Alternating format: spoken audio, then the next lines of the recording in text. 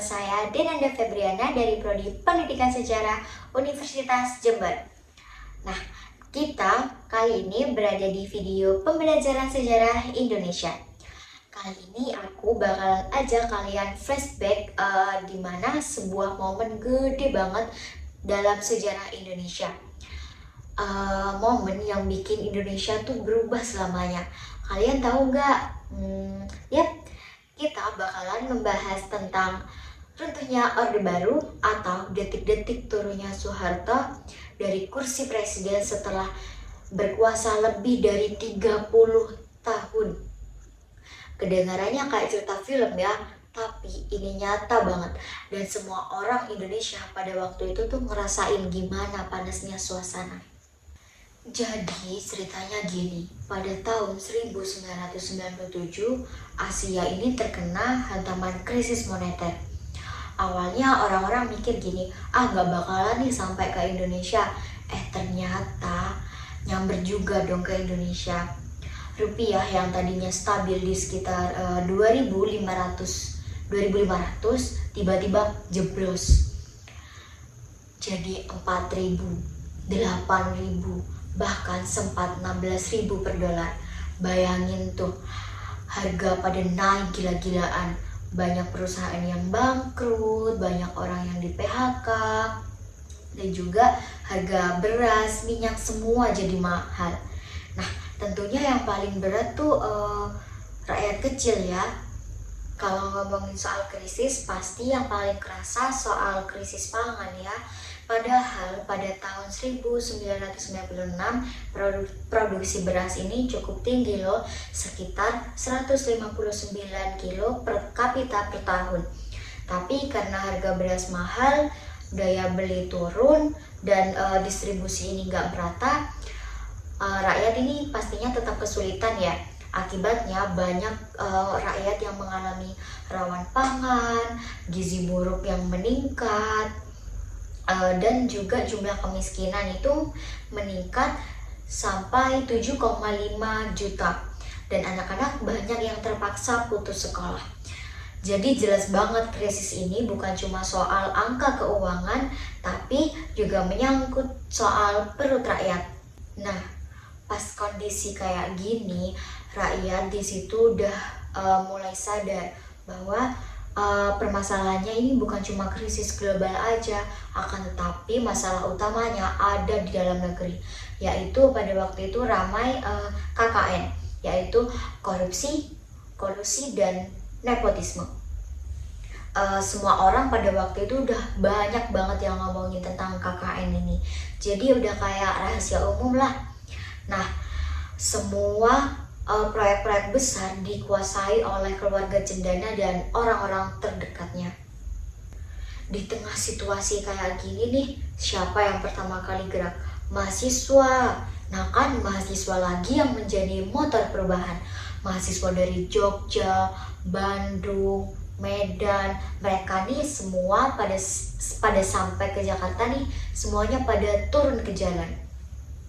Mereka turun ke jalan sama berteriak, turunkan harga, berantas KKN, dan lama-lama tuntutannya makin besar, yaitu turunkan Soeharto. Nah, di sisi lain Soeharto ini masih terus berusaha untuk bertahan. Ia mencoba menekan perjanjian dengan IMF untuk menyelamatkan ekonomi. Akan tetapi di situ rakyat juga malah makin pesimis. Selain itu, ia juga mengumumkan Kabinet Pembangunan 7. Akan tetapi banyak menteri yang menolak gabung. Nah, bahkan orang-orang terdekatnya ini udah mulai ninggalin. Kayak diibaratin nih ya, tembok udah runtuh, tinggal nunggu roboh aja. Lalu ada peristiwa yang bikin semuanya makin panas, yaitu tragedi Trisakti. Pada tanggal 12 Mei 1998 ini, mahasiswa Trisakti melakukan demo damai ya. Nah, akan tetapi di situ malah ditembak oleh aparat. Ya, hingga pada akhirnya 4 mahasiswa gugur. Yang pertama ada Elang, Hendriawan, Hafidin, dan Heri.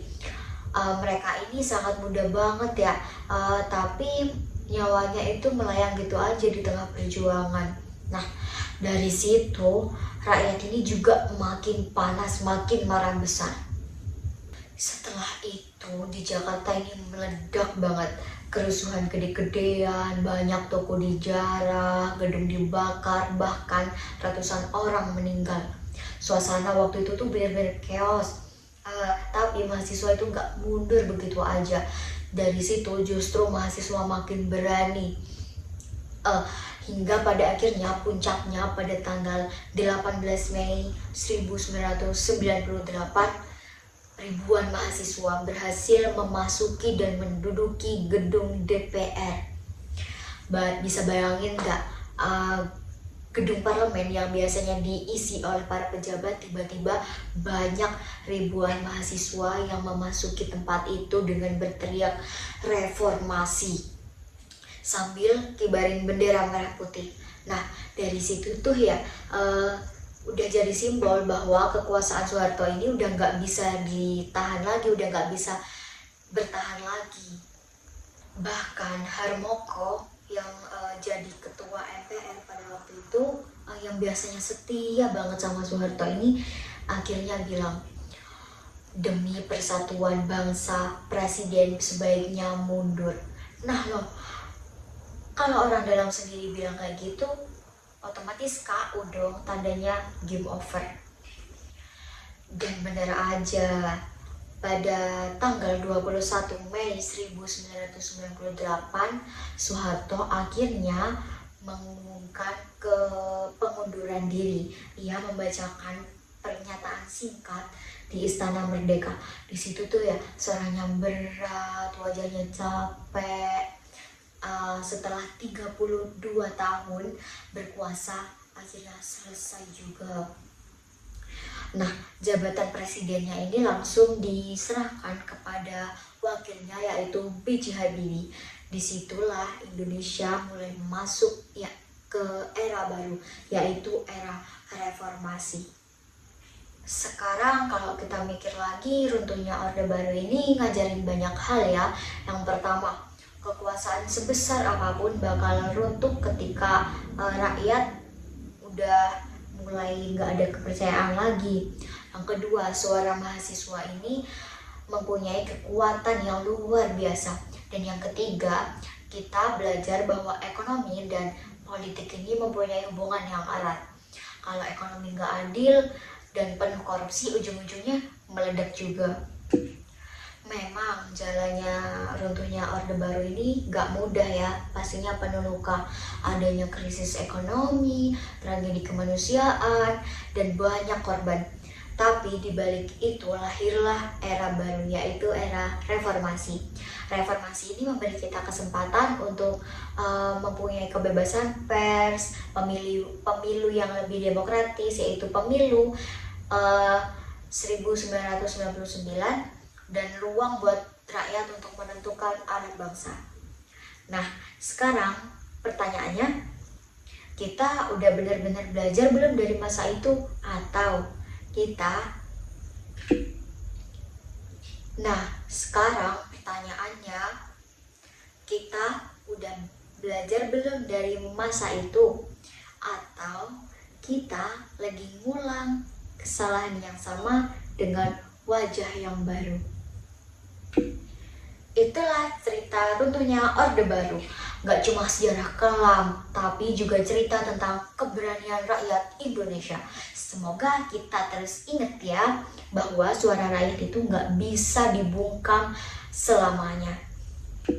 Nah, oke, itu saja dari saya. Kurang lebihnya mohon maaf. Saya Denanda Febriana pamit undur diri. Bila ada kesalahan, mohon dimaafkan ya. Bye-bye.